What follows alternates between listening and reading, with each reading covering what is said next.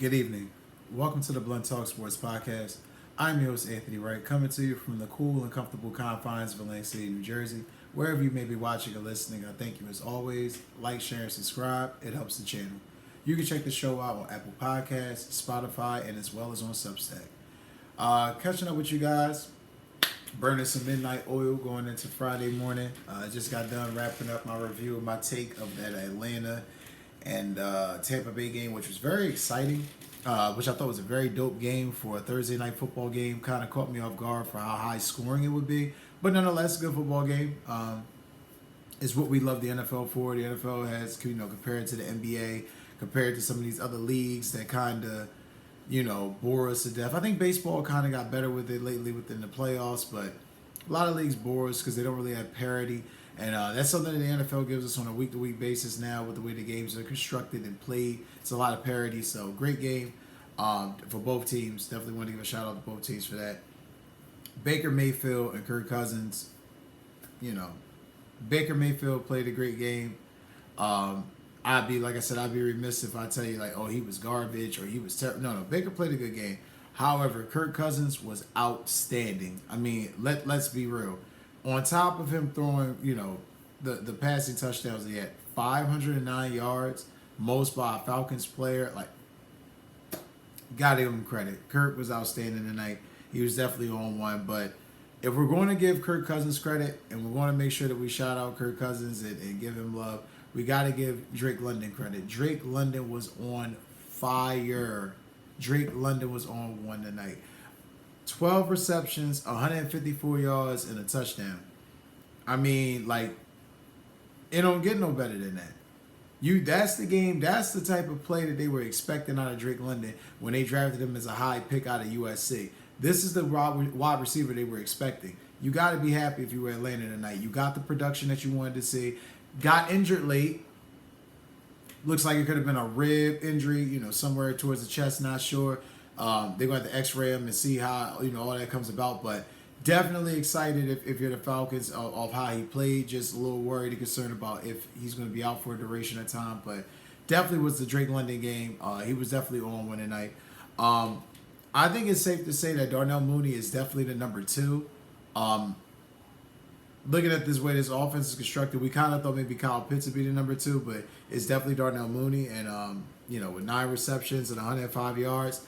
Killer drop, though, at that one point in the game. I'll touch on that in a little bit, but very good game, efficient game for Darnell Mooney. Kyle Pitts, another one who I got to give Kyle Pitts props because there's a lot of times that I'm quick to label this man a bust. And as soon as I say out my mouth that this man is a bust, he winds up having a game where it's he's solid and he puts it together and it's okay, not bad. You got to give Kyle Pitts credit there. I think one of the other things, too, that is a little bit concerning that has me going, a little bit kind of a little leery there is that's kind of the best game he's had in a while. And, for a high pick, he should definitely be playing a lot better than that, but we'll see. We'll definitely see how things play out. There was definitely too many 3-and-outs for Atlanta. I didn't like how Atlanta was basically, there was not a lot of I kind of noticed this when they played Philadelphia as well. And you kind of notice it when they play Kansas City. They don't really have a lot of fluidity within their offense. There's a lot of good play, dumb penalty. Good play, dumb penalty. Good play, drive stalls, field goal, or punt. It's a lot of inconsistency. And it's something that's going to wind up costing them later in the season. You're not going to be able to beat the elite teams playing like that. Playing that inconsistent is going to get you caught up. Again, just too many 3-and-outs if you're Atlanta. I mean, way too many damn 3-and-outs. Looking further, something that kind of caught my eye that I was very shocked about, but nonetheless, I like I said, I'd be remiss if I didn't talk about it. Todd Bowles' blitz packages were very ineffective tonight. What was amazing, though, was they were able to get pressure with 4 and 5 man rushes, and it really just speaks to the inability and the inefficiency in Atlanta's offense, or offensive line to be exact. I mean, you allow 4 sacks, This you saw what this team just did to Philadelphia, a couple days ago. And granted, Philly banged up offensive line at the game, but it doesn't really matter. They got 6 sacks in that game. You gave up 2 less, and they had backup linemen in. So it's like, it's weird, man. It's weird. Just Atlanta's offensive line just not played well at all this year. And then to compound things, and I don't really understand this. I mean, this really is like something that really like burns me up when I'm watching it. I've seen Nick Sirianni do this. I've seen Raheem Morris do this tonight. There was another game I'm trying to think of. Robert Saleh this past weekend. I don't understand how you go a whole game going for it on 4th down. And then in the moments that count, you start second guessing yourself and doing some dumb shit that's ultimately going to wind up possibly costing you the game. I mean, like, prime example, Raheem Morris. You're going for it all game on 4th down. You then decide, you know what? Fuck it. We're down late. Let Young Wei Koo come in and get the field goal and seal it. Oh, it's blocked. Oh, it's blocked. And with 60 minutes and some change left in the game, you kind of had the feeling like, that's it. Yeah, this is a normal Atlanta Falcons game. They had you in it, and then it's like, yeah, pull the rug from under your feet. However, as it went on, it really seemed like Tampa Bay was starting to put the game away. I mean, Atlanta's run defense is just putrid. Every team that's played them this year has been able to run on them, with ease. So, not sure when and at what point do they get that fixed this year. But it's definitely a huge albatross and a problem for them, and it's evident. They gave up over 150 rushing yards to the Buccaneers. I mean, unacceptable is a word, but fucking garbage is another one. I mean, just horrible. Horrible. There's no way you're going to be able to sustain and win games like that, giving up rushing yards like that. But what was even more startling, though, is that the Bucs are closing the game. They're playing efficient clock management. You got Baker ripping off a couple runs for a 1st down, a couple throws here and there to keeping the drive moving, a couple screens. And then all of a sudden, Bucky Irvin, in the midst of his run, he fumbles. Just puts, ball gets pushed out, is put on the turf.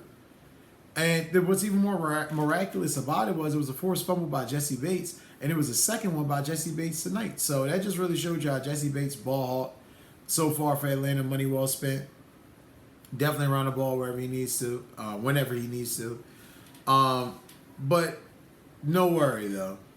I mean, I swear to you, watching an Atlanta Falcons game gives you very, very, very subtle nightmares of pre-Eagles, before the Super Bowl, where it's all right, you know what, game, defense got a turnover. We're back in the game. We're going to do it, guys. We're going to win. We're going to pull it off. We're going to come together. We're going to galvanize. No. Instead, you get a situation where Kirk Cousins throws an interception to Levante David, and now it's 3 minutes less left on the clock. And, you still had that feeling that it was over. But, again, we should know better, because if we paid any attention to Atlanta all year, Atlanta has been in a lot of one-score games all season. All their games have been one-score games. Kind of very reminiscent to how Minnesota was a couple years ago with Kirk Cousins, and we know how that horror story ended 2 or 3 years ago. But, again, got to give it to the Falcons for just knowing, okay, we got to definitely exploit some things, and because after making that mistake, after Kirk throwing that interception, you kind of felt like, all right, this game's over. They're going to kill it. And then the fumble happens. It just derailed everything for Tampa Bay. I thought something that was definitely dumb and definitely very costly was that delay of game penalty, which almost killed Atlanta. However, again, Young Wei Koo saving Atlanta's ass again. Field goal sent it to overtime. And that was after he had missed 2 field goals tonight. So, again, don't ever believe that hype that once the kicker misses, he's shot. No, sometimes guys just got to work through their go-through. And Young Wei Koo has been one of the best kickers in the NFL in the past couple years. And I definitely felt like he definitely needed recognition. So shout out to Young Wei Koo. Also, I would be remiss. And shout out to my brother on this one, because I know if he sees this, he's going to be laughing. I'd be remiss if I did not shout out Kadero Hodge. Now, here's what's funny, right? Daryl Hodge ain't no starter. Daryl Hodge is a permanent backup. And when I say permanent backup, I mean he ain't ever got plans of ever being a starter. Permanent backup. To see him get that ball after Drake London gets hurt and you kind of seeing the air in the building kind of dissipating a bit and you're not really getting a gauge for how the team may respond, for that to be the next play and that to be the capper and win the game for Atlanta, outstanding play. Great moment for Daryl Hodge. He deserves it. He's always been a worker and a grinder, a guy that never really talked too much or is too flashy. And he had his moment in the sun, and I definitely think it works. But, our main takeaways, though, if you're Tampa Bay, you got to work on that pass coverage. Your pass coverage is terrible. And this is what's going to cost you. If you're Atlanta, outside of, inconsistent, football throughout the game, you're not going to win every game by miracles. And it's proven 2 years ago when Kurt was winning a lot of these games by miracle when he got in the playoffs, it wasn't a miracle or a shock when his teams got their ass whipped. So I'm very cognizant of the past, but I'm definitely a keen observer of the future. And but it was a great game. Like I said, great NFC South matchup. Definitely two teams. They're going to be meeting again in 3 weeks, so that's going to pretty much settle that rivalry and figure out the tiebreaker situations. But, again, got to give it to the Falcons. They definitely were ready. Looked like they were going to try to give the game away about 3 or 4 times there, but they hung in there and won. And if you're the Bucs, you got to regroup and you got to figure it out. Okay, we played a beat up, Philly team. Beat their confidence into the dirt. We played a division game on the road. We expected to win it. We didn't. We had it in hand. We didn't, secure the deal. So got a lot of questions got to be answered there, but interesting times. But guys, I thank you so much. Like I said, I'm gonna wrap up. This is gonna be for the instant reaction video for the Bucs versus Falcons on Thursday Night Football. Like, share, subscribe. Like I said, check the show out on Apple Podcasts, Spotify, and on Substack. Also, don't forget to be able to check out Apple Books if you're good into reading books. Any good sports books that's out there. A lot of good ones have just been recently released. And also, check out the latest music on Apple iTunes. Again, I'm your host, Anthony Wright. Take care. Enjoy your night. Catch you on the next episode.